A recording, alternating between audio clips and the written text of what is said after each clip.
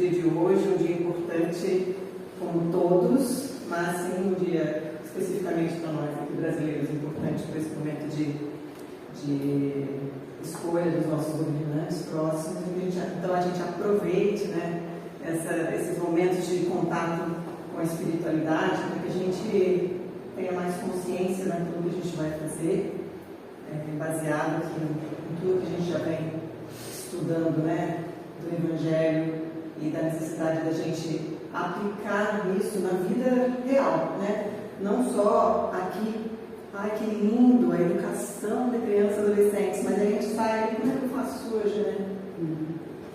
A gente vai ver que, dando um spoiler já, a educação de crianças e adolescentes, Jesus nos trouxe a receita. Kardec nos trouxe a metodologia pedagógica aplicada no nosso nível. Ele é um pedagogo da nossa época, né? 150, 200 anos atrás, nossa época.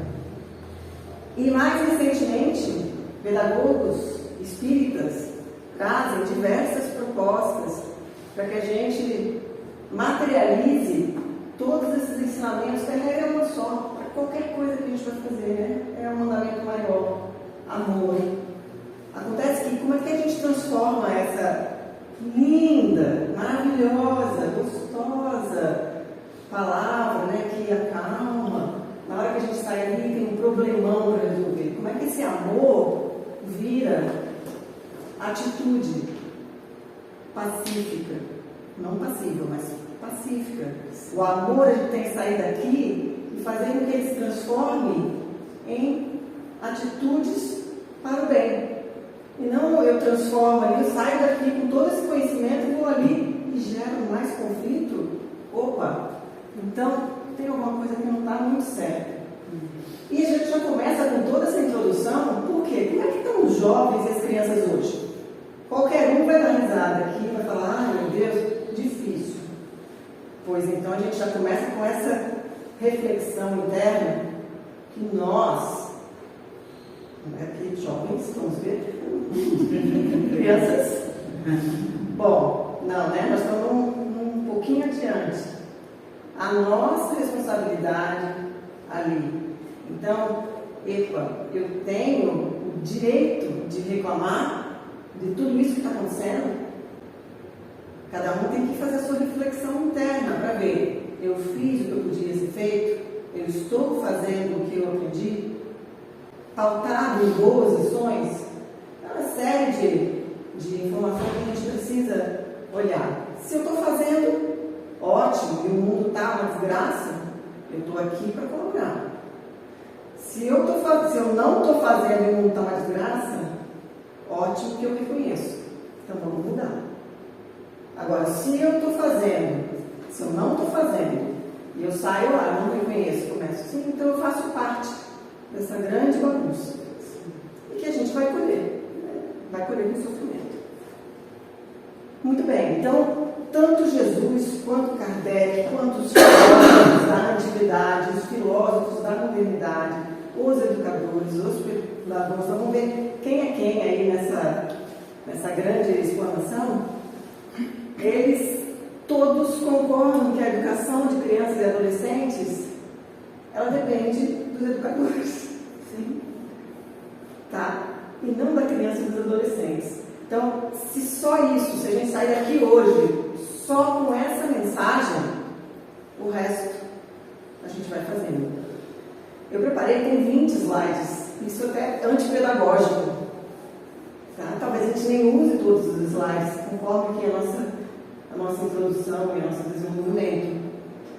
Mas, só para mostrar para vocês, desses slides, são textos longos, só para mostrar que foi tirado desses textos. A gente não vai ler esses textos. Foi tirado esses textos. Então, esta apresentação, eu gostaria de começar dizendo que a gente começou com um trabalho, né, de atualizar aqui o nosso planejamento da educação espírita, baseado nesse livro da Marta Rios Guimarães, que é uma educadora espírita, e que ela traz esse título. Quando você não sabe por onde começar na educação espírita, e aqui ela se referindo à educação espírita dentro da casa espírita, mas como ela mesma fala, é educação. Não é evangelizar, não é sair e pregar o evangelho. É educar, é conseguir compartilhar o conhecimento. Então, quando a gente não sabe por onde começa, ela fala, comece pelo comecinho. E o comecinho é Kardec mesmo. Tá? O livro dos Espíritos e Evangelho. Para criança, para jovem, para adulto, para velhinho com cara de 13 anos, para velhinho com cara de 150. Seja para quem for, encarnado, comecinho é Evangelho. E aí eu trouxe duas outras literaturas que falam especificamente do tema de educação de crianças e adolescentes. A gente tem uma vasta literatura. Um livro que eu gosto bastante, mas é bem antigo, então tem alguns conceitos que a gente precisa adequar para a nossa necessidade de hoje. Um deles se chama Um Desafio Chamado Família, eu vou citar aqui. E o outro são dois livros da dona Clara Lila Gonzalez de Araújo, mais recentes. Desafio Chamado Família de 1999, a dona Clara é de 2018, ela começou com esse, e depois esse. Ela trabalha com suicídio, prevenção de suicídio infantil. Ela é uma senhora de mais de 80 anos, não me recordo agora exatamente a idade dela, mas ela começou no Rio de Janeiro, trabalhando no Abrigo Teresa de Jesus, no Lar Amigo. Em 1970, trabalhando, ela é educadora, é pedagoga, especialização, mestrado, tudo em caso, tudo isso, mas ela é uma pessoa de atitude, né? Quem conhece o Lar Abrigo Teresa de Jesus, minhas irmãs frequentaram o lar, é realmente um trabalho muito bacana. Em 83 ela foi para a Federação Espírita Brasileira, dirigindo a área de assistência social e se tornou coordenadora nessa área. E aí, por felicidade nossa, ela veio para o Centro Espírita Allan Kardec em Campinas, ficou lá, depois voltou para... Ela milita nessa área, né? Então, ela começou a desenvolver esse trabalho de pesquisa e transformar em um livro. Assisti a palestra dela de lançamento, justamente pela demanda. Cada vez mais na educação espírita, nas aulinhas de evangelização, a gente tem crianças com alto nível de demanda afetiva, que estão beirando o desequilíbrio intenso, porque o desequilíbrio ele é compatível com o mundo que a gente está agora, mas se ele ficar muito intenso ali nessa fase, que é a fase de desenvolvimento afetivo, a fase da infância, é onde se forma a memória, a forma como esse espírito vai reagir diante de um desafio. Vamos pegar animais, para a gente entender um pouquinho mais fácil. Filhotes brincam de se morder, brincam de pega-pega, que são exercícios instintivos para quando diante de um perigo poderem lutar. Nós, seres humanos, temos esses mesmos instintos. E o período de desenvolvimento afetivo, ele é parecido em todas as espécies. Ele vai ter tempos diferentes. E nós, com a inteligência cognitiva mais complexa, a gente analisa, né? A gente vê o que foi bom, o que foi errado, a gente consegue entender um não melhor do que um animal, certo? A gente consegue, então, prover para a criança aquela ferramenta do caminho que ela deve seguir para a sua vida. Então é por isso que aqui, a gente já para aqui, a educação de criança e adolescência, ela depende fundamentalmente do que é feito na infância. Qualquer criança que está precisando de uma ajuda psicológica vai chegar ao psicólogo e vai perguntar como é que foi o parto, como é que foi isso, como é que foi aquilo, como é que foi aquilo. Todo esse período até 7 anos agora está encurtado, né? 4 anos já, tem criança que está saindo da infância com 4 anos.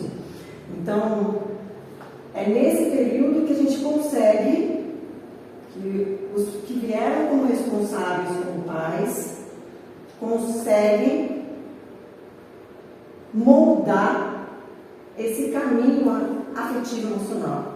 Diante de uma frustração, o que você faz, meu filho, minha filha, minha neta, minha sobrinha? E é basicamente essa a arma que a gente tem, ou melhor, a ferramenta que a gente tem para educar. Basicamente isso.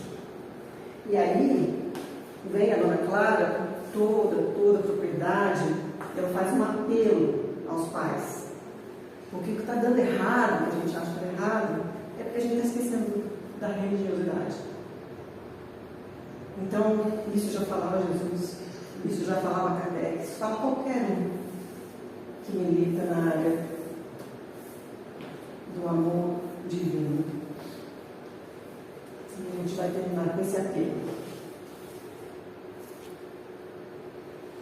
Basicamente, Kardec, em toda a sua vasta literatura, Kardec pedagogo, ele diz que a educação ela se baseia no estabelecimento de regras para prover exatamente o que nós estávamos falando, subsídios para a tomada de decisões.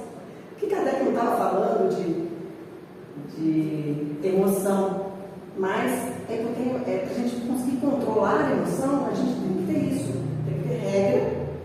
Tem que ensinar, é assim, ó. Nessa situação faz assim, nessa situação faz assim.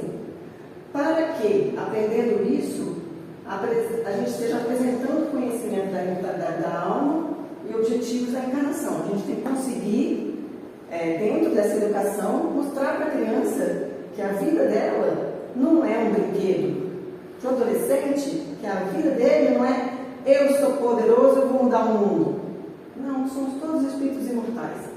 Essa vida é curta, vamos encarnar e vamos continuar. Daqui a pouco a gente volta, ou com essa mamãe, ou com esse papai, ou com outra mamãe, ou com outro papai, ou numa vida mais abastada, ou numa vida mais sofrida. E aí, como é que a gente vai lidar?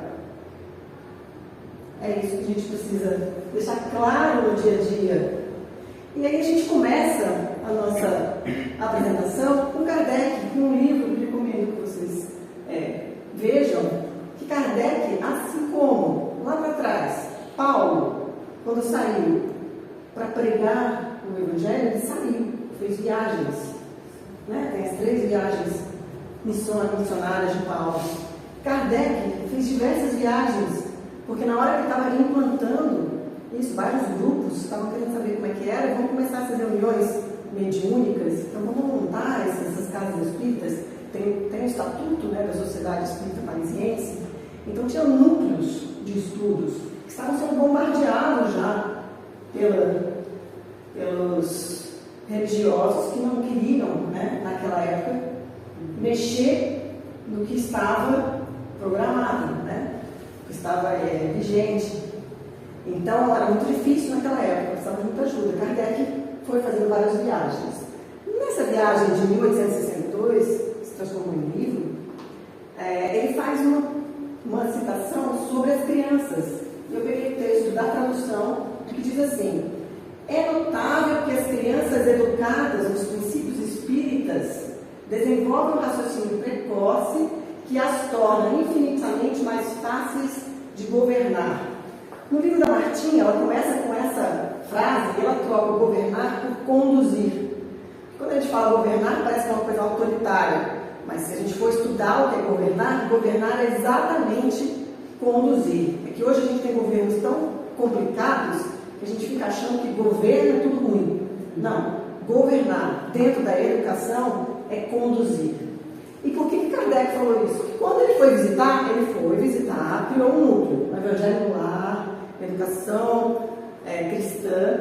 Depois de algum tempo ele voltou naquele lar e ele viu que as crianças elas estavam mais aptas a receber as informações. Elas queriam a informação. É assim, que legal. Olha, meu filho, não é assim que se faz. Assim, legal, porque se você fizer assim, isso te faz isso. Ok. Então, ele percebeu isso. Educadas nos princípios espíritas.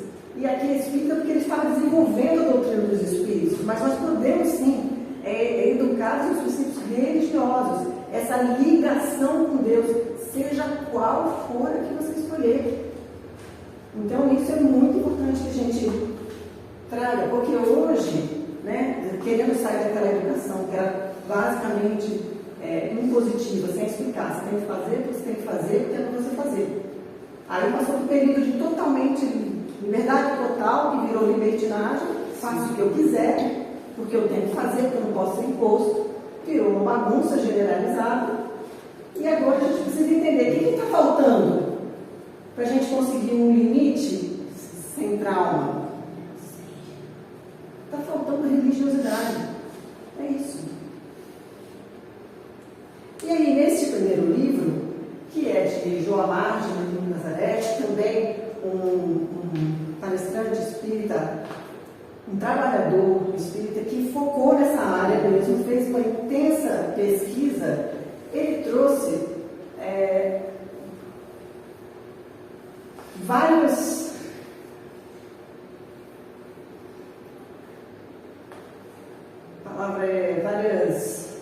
propostas para a gente trabalhar junto com jovens. Na verdade, ele queria montar um grupo, ele idealizou movimentos espíritas, jovens, né? Eu me lembro na época que eu participava do movimento espírita da USE, e a gente tem essa vontade, vamos fazer congresso, vamos fazer isso e aquilo. Ele também trabalhou bastante nessa área. E ele traz também a primeira instrução da gente voltar para Kardec, lá na Revista Espírita, que ele cita, sendo os primeiros médicos, a data, 1864, sendo os primeiros médicos dos filhos, deveriam ser instruídos não só de seus deveres, mas dos meios de os cumprir. Então, essa é a diferença entre autoritarismo e autoridade moral. Então, quem tem autoridade moral é quem mostra como faz, não é quem manda fazer. Mandar fazer, a gente manda fazer depois que a gente capacitou, depois que a gente fez isso e precisa de um líder. Então, a gente dá uma ordem. Mas a gente preparou, a gente capacitou, a gente deu exemplo. Certo? Você dá uma ordem, se você é um líder de algum grupo que está esperando, vamos chegar lá na corrida, nas Olimpíadas. Você tem que apitar para liderar o seu líder, vai ficar tudo lá uma ordem. Certo? Mas não é o mandar sem mostrar. É meios de os cumprir. E aí ele traz de Emmanuel, o Consolador, o livro de perguntas, né? Que Emmanuel diz assim: as noções religiosas como exemplificação dos mais altos deveres da vida constituem a base de toda a educação no Sagrado Instituto da Família. Por isso que eu disse aquilo no início para vocês, não é pelo que baixo, é pelo que todos esses pesquisadores trazem do que temos da literatura. Então, basicamente é isso. A gente pode ir embora agora, não precisa ver mais nada. Que a gente aprenda toda a dificuldade que a gente encontra dentro da nossa casa, dentro do trabalho. Às vezes a gente está numa situação de uma criança de outra pessoa. É aqui, ó. A gente precisa dar o exemplo. Educar é a base da evolução. Se nas escolas do mundo a gente ensina a educar no intelecto, no lar a gente tem que ensinar a educar impulsos e sentimentos. A melhor escola ainda é o lar, porque aí vem aquela questão aonde, né? Qual escola vai falar sobre isso? Qual a escola que eu levo? Essa, aquela, essa. Aprendi uma língua, duas línguas, método desse, método daquele. Método lar, onde a criatura deve receber as bases do sentimento e do caráter. Briga, pais que brigam, famílias que brigam. É muito difícil para a criança.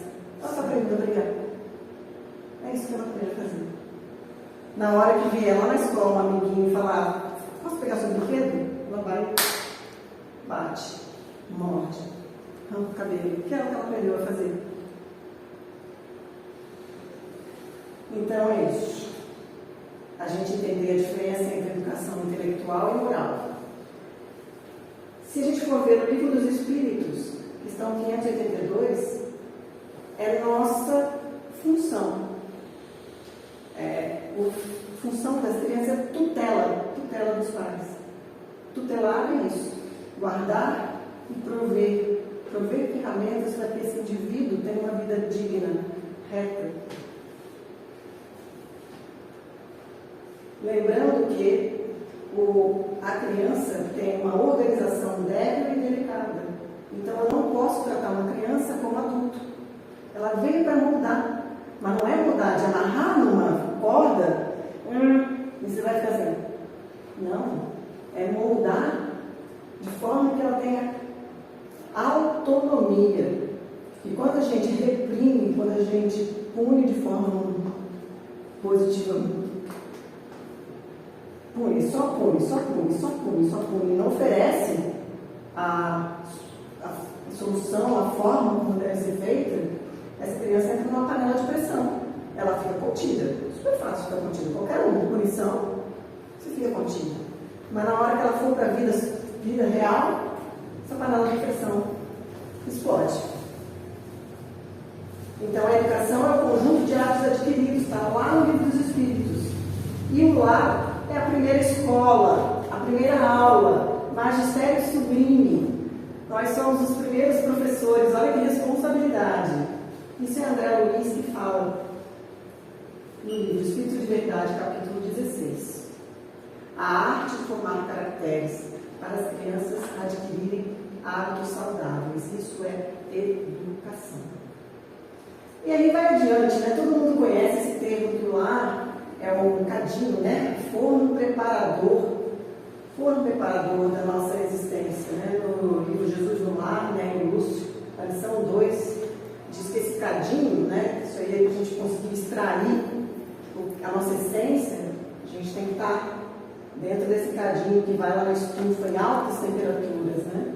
Então são lutas intensas, experiências ricas. Uma luta intensa significa experiência rica. Bênçãos do afeto na divergência de opiniões. Tudo isso para melhorar os nossos impulsos, vencer tentações, porque as alegrias nos estimulam e as dores nos corrigem. Esse é o lar, essa é a dinâmica do lar. Olha quanta ferramenta que a gente tem no lar. Porque Deus quis que nós aprendêssemos a nos amar. Por isso que Ele deu essa ferramenta. Não é esse o maior mandamento? Então o lar, na essência, é a academia da alma. Para a gente aprender o quê? A ficar musculoso? De amor. Academia de amor.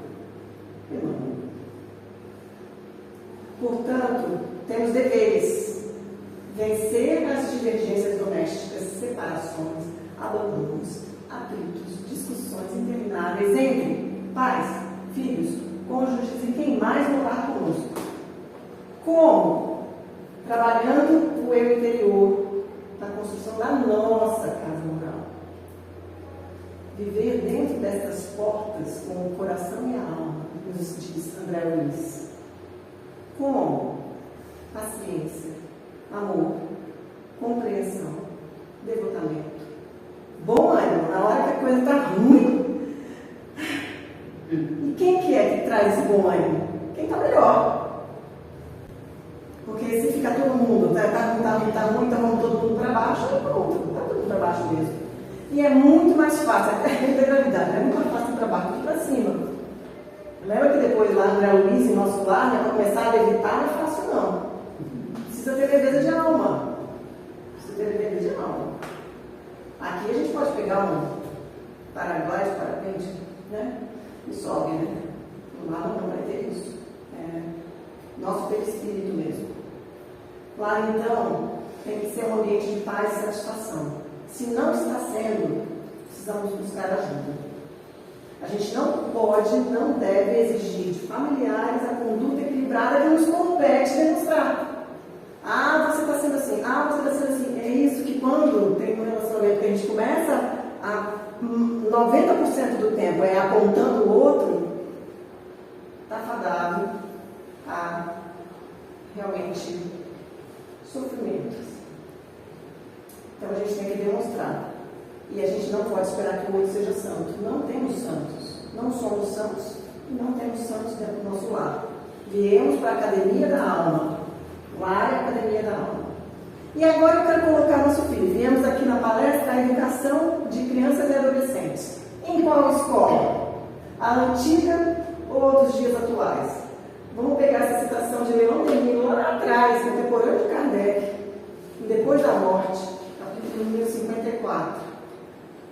Não interessa. Não interessa. Porque não basta ensinar a criança os elementos da ciência. Aprender a governar-se, conduzir-se como ser consciente e racional é tão necessário como saber ler, escrever e contar. Então, vamos sair do foco. Qual é a melhor escola? Está bem ensinado dentro do lar, que é essa criança sabe lidar com frustração, sabe lidar com o seu consciente, com o seu emocional. Ok, nós vamos procurar a escola que mais se enquadra no nosso perfil. E entrega para Deus, porque aí você fez a sua escolha, você fez a sua conduta, você fez o seu trabalho, o seu dever de casa com seus filhos. Um pouco importa. E aí nós temos a evangelização no lar, no primeiro lugar, e na casa espírita, e na casa religiosa, para poder preparar ainda mais essa alma infantil para enfrentar as lutas e desafios das provas que aguardam a terra. Porque às vezes a gente precisa, às vezes não, a gente precisa de oásis, vários oásis. Aqui é um, evangelho no lar uma vez por semana é outro. Poxa, mas eu já faço isso, já faço isso. Tudo bem, é uma ferramenta. Experimenta, que André Luiz nos conta, que o lar que faz evangelho, uma vez por semana, se transforma num ponto de luz. O ponto de luz é como se fosse aquela... Tanto serve para espíritos virem se alimentar, como serve para a gente se conectar com a bateria do amor divino. Então, é uma recarga da nossa alma, uma proteção na psicosfera da nossa casa, do nosso lar. E agora, vou pedir licença para entrar na educação propriamente dita, na pedagogia, para a gente lembrar o que acontece no período infantil e o que acontece no período da adolescência. E assim a gente tira um pouco o peso de que aquela criança é chata, de que aquele adolescente é rebelde, porque todos são. Que nós somos, que faz parte da fisiologia, faz parte da fisiologia do espírito. É a parte da academia da alma. Existe um sentido divino nisso tudo. Então, olha só. O espírito ingradativo despertar do seu acervo espiritual, arquivado na mente, tem as suas experiências de encarnações passadas. Então, onde fica as experiências de encarnações passadas? Tem várias propostas, modelos para isso. Um deles é o modelo do subconsciente. Então, tudo que a gente está aprendendo aqui, que a gente já aprendeu em vidas passadas, vai lá no compartimento. É uma gavetinha, seja lá como for você visualiza, né? Tem um filminho agora, Divertidamente, que eles têm uma sessão lá específica para o subconsciente. Seja como for que você visualiza, está lá. O fato é que está lá. Pega crianças muito novas falando de experiências passadas, com data, dia, e você vai verificar existiu. Então não é uma coisa da cabeça dela de hoje, é de alguma experiência passada. Só que durante esse período infantil, isso está em esquecimento, para que ela possa receber novas informações, uma nova visão. Se no passado ela é uma criança briguenta, com aquele espírito que veio como seu irmão, cabe a nós, diante dessas lutinhas, mostrar que somos filhos do mesmo Pai. Cabe a nós ali. Porque se falar, você foi que matou o outro, ele foi que te matou, você foi o sócio que ele ficou devendo, que essa criança vai criar? Certo? Então, não. Meimei. A vida é um campo divino onde a infância é a germinação da humanidade. Infância é germinação da humanidade. Período, né? Segundo essa literatura, agora esse período já encurtou um pouco. Então, é o período até 7 anos, infantil, onde tem esquecimento do passado, inocência, candura, simplicidade, fragilidade, alegria, esperança, beleza, movimento. Aí vocês podem falar assim, nossa, mas tem criança de 2 anos em casa, não é assim. Tem bebê que não é assim. Né? Mas isso é uma média. Tá? Isso é uma média. É a média em que Kardec diz, como pedagogo, que o espírito é mais acessível às impressões que recebe e que podem ou não ajudar o seu adiantamento. É que ele nem coloca ou não, porque senão a gente já vai com o não, né? Então ele diz, o espírito é acessível às impressões que recebe, pode ajudar. Educar é ajudar o seu adiantamento, não atrapalhar. Emmanuel, nesta fase, a criança é mais suscetível de renovar o caráter e estabelecer novo caminho. Somos espíritos, tem filhos que são muito mais velhos do que os pais, mas temos laços ali e temos funções.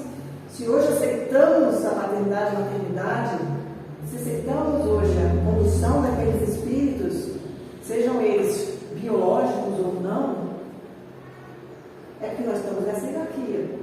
Então, quem está ali para orientar e educar tem que mostrar. E aí a gente sai, eu peço licença para a gente sair da literatura espírita, um livro de uma autora que fala sobre educação infantil, sobre uma forma de não trauma. Né? Então, o que seria limites sem trauma? Porque a base da educação, então, é mostrar para a criança limites. Limites. Ó, esse é o caminho, não sai daqui não. Esse é o caminho, não sai daqui não. Mas como? Batendo? Não. Mas como? Deixando a criança quebrar toda a casa? Não. Óbvio que não. Então, a criança precisa colocar suas expressões. Precisa sim. E você precisa mostrar para ela o que é a lei divina. Então, por que a gente fala isso? Excesso de carinho, amor ou egoísmo? Excesso de carinho é egoísmo. A gente desenvolve egoísmo na criança. Nós precisamos aprender que filho não é bibelô, não é cuidadinho, não tem que dar a melhor cama, não tem que dar o melhor sapato, não tem que dar o melhor isso, não tem que dar o melhor isso. A gente pode dar, claro que pode. Inclusive para a criança saber quanto vale, quanto custa. E que isso pode estar trazendo para alguém que está produzindo aquilo um emprego digno. Mas não é porque é o melhor, saiu o melhor lançamento, eu tenho o melhor, eu sou o melhor. Não, está desenvolvendo egoísmo. Egoísmo. Então, filhos são espíritos eternos, individualidades, cada um é um. O que eu ensino para um pode não servir para o outro. Eles sentem a nossa energia, eles sentem se a gente está bem. Eles gostam, mas eles erram. E a fase de errar é aceitável. E aqui eu não falo de cachorro, quando ele está ensinando um filhotinho a fazer xixi no lugar certo, que a gente tirou o cachorro de lá do fundo do quintal e botou dentro da casa. Aí começou a trazer um monte de problema, porque faz xixi no tapete persa. É super gostoso. Né? Então tem que educá-lo.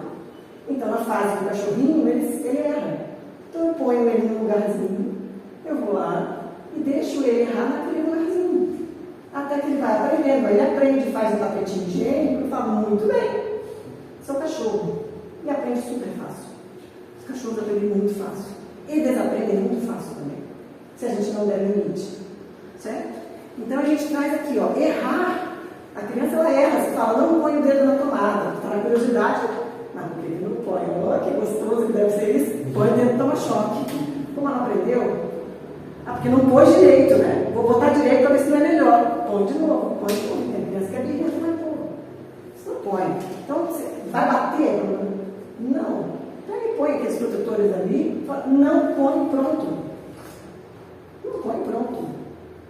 Não vai ali. E obviamente protege. Certo? Então erra, acerta e aprende. Então aprender é errar e acertar. Assim como a gente. Se a gente cria filhos sempre para acertar, aí a gente também estimula o orgulho. Além do egoísmo, a gente estimula o orgulho. E aí a gente está perdendo a chance de ensinar a lidar com a frustração.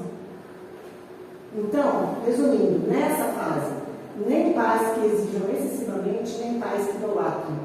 Caminhar ao lado, como líder, Ao invés de carregar no colo, não pode carregar no colo? Claro, a criança está com sono, 10 horas da noite, tem que carregar no colo. Mas está indo para a escola, vai levar a mochilinha, é da criança, é o peso dela. Mas está muito pesado. Não, isso tem que discutir, porque as mochilas são muito pesadas mesmo. Mas vamos dar o pezinho dela. Vamos dar o pezinho dela. Limites. Ninguém pode dar o que não tem. Se eu não tenho limite para mim, se eu não dou bom exemplo, então como é que eu exijo da criança? Então qual é a regra aqui? Eu não posso aplicar limite que serve para mim. Eu não quero que a criança fica quieta enquanto eu estou falando com meus amigos sobre aquilo que me interessa e eu não dei um momento de conversa durante aquele dia para aquele filho, para aquela filha.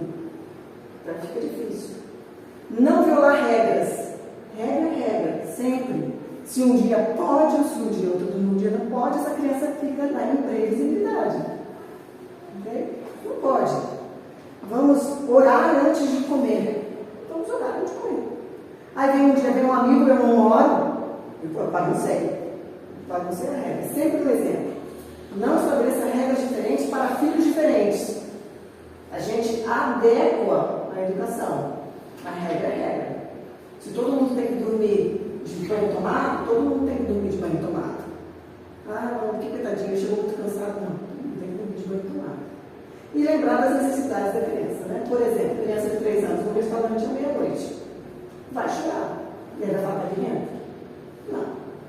Aí eu trouxe aqui a nossa educação espírita linda, né? Necessidades das crianças e tarefas dos pais, e tarefas dos educadores.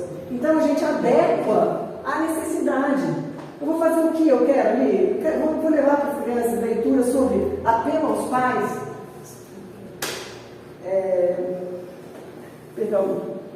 Comportamento suicida. Vamos ler hoje, criançada? Claro que não. Nós vamos trabalhar isso aqui, trabalhar e lidar com a frustração. Então, eu estou levando isso para aquelas necessidades. Tarefa, os pais. A criança precisa se sentir desejada, necessária, amada, de 1 a 4 anos. Proteção, segurança, repouso. 12 horas de sono, gente. Aí fica lá com o pai, na internet. Vamos ver o que tem hoje. Vamos ver o que tem hoje. Até 11 horas da noite. Não tem hora para dormir. Depois a criança fica muito acelerada. Como é que faz? Isso não sou eu que estou falando. É essa literatura que eu falei para vocês. Limites. Diga não. E ensine o que ela deve fazer. Mas não só diga não. Porque a maioria desses problemas é não, diga uma loucura, casa terminando. É horrível a gente ficar num lugar onde as pessoas ficam punindo a gente. Me fala o que tem que fazer. A criança está com ânsia do que ela quer fazer. É óbvio que a gente tem que controlar. Né? Então vamos lá, um exemplo. Não, querida, você não pode mexer no computador do papai. Vamos escolher outra coisa para brincar. Quando a gente não consegue controlar isso, é porque o ambiente já está descontrolado, é porque a gente já deixou lá para trás. Então a gente vai precisar de ajuda. Aqui a gente está falando do cenário ideal, prevenção. E aquilo que a gente consegue já tentar implantar dentro da nossa casa. Por exemplo, criança nessa idade, 1 a 4 anos, apresente as brincadeiras. Gente, tem tanta coisa legal que queria colocar aqui, fazer, mas no tempo não vai dar hoje. Não vai dar. Mas você para fazer um brinquedinho. A gente estava trabalhando com cineminha, as crianças mudam. Apresente brincadeiras, coisa barata, não precisa comprar jogo que saiu de última geração. Pega rolo de papel higiênico, faz uma bolinha de papel, pega o cesto do seu escritório e monta um basquete, põe ali, põe um cabo de vassoura e dá limite. Você vem aqui e vamos ver. Teu controle, coordenação motora, percepção visual, contato. Estou fazendo uma coisa com meu pai, com minha mãe. Aí vem os problemas. Mas o que a gente faz quando a criança se joga? Acesso de cólera. Aí aqui é uma frase bem importante. Se não tem plateia, para quem que eu vou dar espetáculo? Então a criança se joga no chão e diz, para. Ela funcionou. A criança se joga no chão, sai. É óbvio que se isso é um comportamento que já pode machucar, a gente precisa de ajuda de novo, tá? Mas por muitas vezes é uma busca de atenção. Está chamando atenção e está resolvendo. Poderia falar assim, que pena, A gente interrompe. Ficamos tristes porque você se jogou no chão. Agora você está lindo e fofo. Fazer o que você fez não vai funcionar conosco. O que não pode, minha filha, meu filho, não pode mesmo. Então, é essa forma amorosa de falar não. 5 a 7 anos, resumindo, dormir tudo que precisava antes, mas essa criança passa a ter mais necessidade de conversa, tem porquê, explica aquela coisa. É a fase, a gente escolheu separar e temos que nos adequar para isso.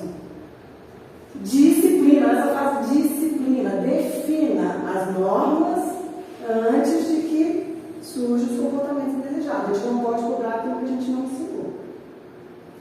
8 a 11 anos, relacionar-se harmoniosamente com os pais. Aí precisa de supervisão, conversa, vamos falar aqui, está chegando os amigos, cada um veio do jeito, não está uma loucura.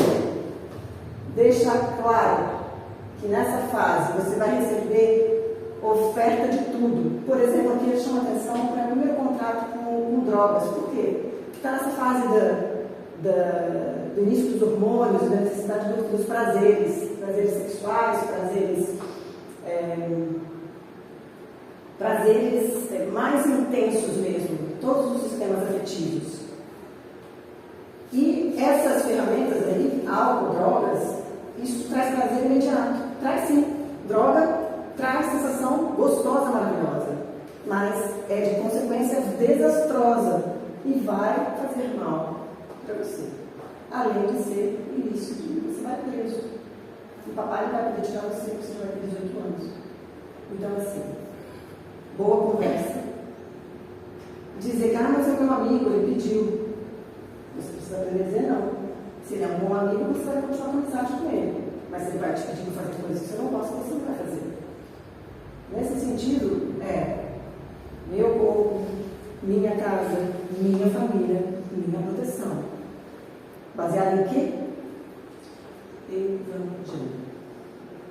Essa fase de supervisão de higiene pessoal. Se a criança não está conseguindo ter esse controle, temos problemas aí. É um candidato a buscar vícios. Tá? E não confundir respeito com falta de supervisão. De novo. Por exemplo, nessa fase, o adolescente fica vetado.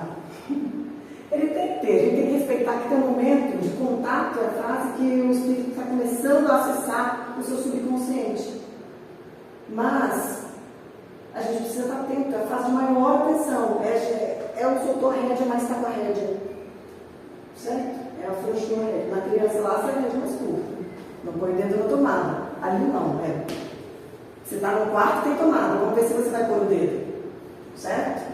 Então, aqui lembrar desse caso lá de 2 jovens nos Estados Unidos que começaram a armazenar munição pesada, metralhadoras, e os pais nunca desconfiaram.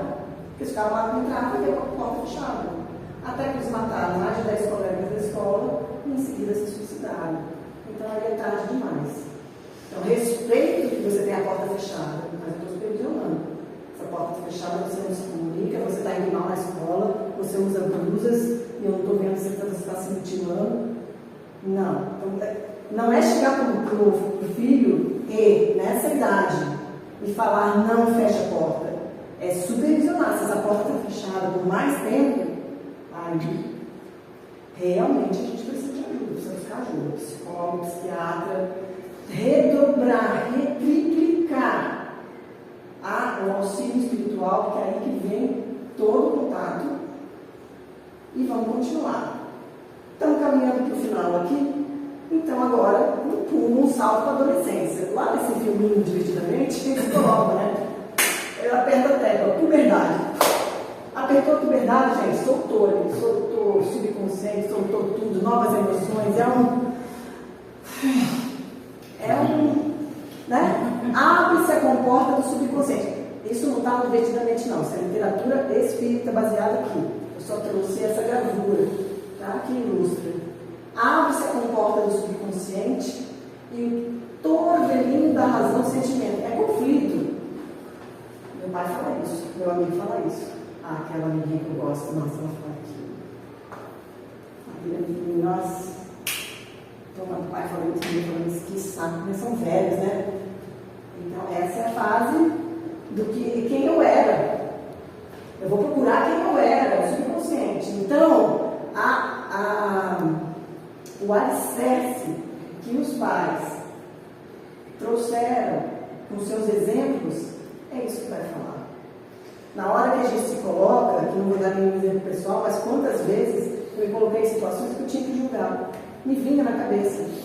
Como era do meu pai, como era da minha mãe. E aí eu, como indivíduo, escolhi. Né? Por vezes a gente acerta, por vezes a gente erra. Mas eu tinha ferramentas. Muito boas, por sinal. Então, quais são os deveres dos pais nessa época? Maior número de necessidades no capítulo da direção. Ah, mas não era só lá com criança que a gente podia ajudar? Não, como criança, você tem a ferramenta de moldar. Depois você tem a obrigação de dirigir, de chamar a atenção, de supervisionar, de refinar, de prover ajuda, de estar ao lado, de caminhar mais ainda com o nome. Mas não vai conseguir, ninguém vai conseguir mudar ninguém. A gente precisa ter plantado para a gente conseguir colher. Preparação para os primeiros voos. Naquela fase que a criança vai sair já de casa, ou vai para uma escola maior, né? Vai sim, filho, não vai ficar sofrendo. A criança vai para a escola, vai chorar. Se não chorar quando a criança vai para a escola, o que essa criança vai entender que aquela escola vai fazer com ela? É difícil? É uma docinha, é. Mas é a questão da águia, que um filhote voa, não é? Então a gente precisa dever dos pais, preparar para os desafios fora do mundinho protegido doméstico, refúgio. A base está lá na infância. Se não fizermos, a gente não vai conseguir. Ah, mas aí o que faz? Joga fora? Não, procura ajuda. Para tudo tem uma solução nessa vida. Só vai ser mais difícil. Então, finalizando, quem são os educadores? Primeiro, os educadores, mães, pais e todos que estão exercendo essa função de mães e pais. Professores, segundo, porque a gente passa por uma escola para desenvolver o intelecto. Segundo, educadores exemplares, todos os filósofos, alguns deles, citei só esses, Sócrates, Pestalozzi, Kardec, Montessori, infinitos. Mas quem é o nosso pedagogo? Jesus. Nosso dever, enquanto educadores, é de aproximar desde cedo Jesus desses espíritos que voltam ao mundo para continuar a sua jornada evolutiva e estão sob a nossa responsabilidade. E é assim que a gente finaliza com esse apelo hoje aos pais. Então, isso vai ficar gravado, que a gente possa conseguir chegar em todos os pais, todas as pessoas que a gente tem que juntar numa palavra, em todas as pessoas que estão ali nessa direção, nessa condução desses espíritos que estão retornando para serem melhores do que foram nas outras vidas, que a importância da fase infantil é muito grande, depende, é um apelo aos pais, é um apelo, isso vem, não está no Evangelho de Marcos, Mateus, de Lucas, quando eles contam que Jesus deu uma chamadona de atenção, e falou assim, apresentaram para Jesus então algumas crianças, a fim de que eles as tocassem e com os seus discípulos afastassem com palavras ásperas. Olha que é o comportamento. Sabe lá, é mais importante, Jesus está falando. Jesus está falando, fica quieto. O que eles apresentavam, Jesus vendo isso zangou-se. Ele mostrou como é que é limite sem calma. Ele mostrou como é que é educar. Deixar que venham ali as criancinhas e não as impeçais. Jesus sabia que a criança precisa de orientação. Não impeçais, porquanto o reino dos céus é para os que se desassemelham. A conquista do reino dos céus é para aqueles que possuírem a inocência e a candura do ser infantil. Mas quando Jesus fez esse convite para que todas as crianças permanecessem ao lado dele, para lembrarmos que há na vida valores humanos que devem ser pouco a pouco descobertos e vivenciados por elas, sem perder perder de vista que precisamos propiciar-lhes um sadio desenvolvimento, deixando-as viver esse momento mágico da infância, sem prescindir de uma criação baseada no amor verdadeiro, que seja respeito, união e solidariedade entre todos. Esta é a fala da Dona Clara. E os jovens? Aí ela chama Paulo. Quando Paulo, todos esses discípulos, né, eram jovens, né, eram muito jovens. E João Marcos, ele era sobrinho de Barnabé. E ele queria ir para esse mundo, com toda aquela coisa da juventude. Só que quando começou a pegar, ele falou: isso está muito para mim, está muito para mim.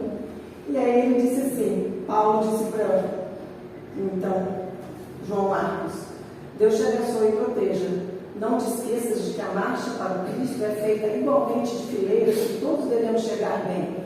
Entretanto, os que se desgarram têm de chegar bem por conta própria. Essa é a fala dos nossos adolescentes, quando eles querem ir lá na rebeldia. Tudo bem, tudo bem. Eu te ensinei, estou te falando, esse é o teu caminho. Desgarrado aqui, vai sofrer.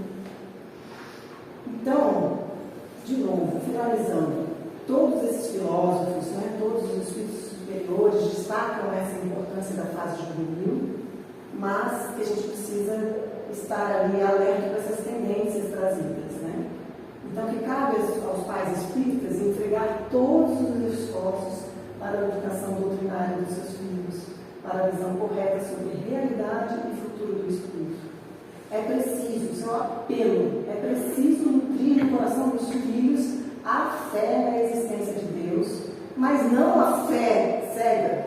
Hoje é dia de ir na evangelização, hoje é dia de ir na evangelização. Mas para quê? O que eu estou fazendo lá naquela evangelização? É isso que a gente precisa dizer. E precisa saber se está bem, se a criança volta melhor, se gostou. Ensinando-lhes a orar humilde e sinceramente. Não custa dinheiro nenhum isso. É imprescindível dar-lhes uma visão correta sobre realidade, prática da caridade e comportamento cristão. É essa a receita simples da educação. E fique aqui no quanto à luz.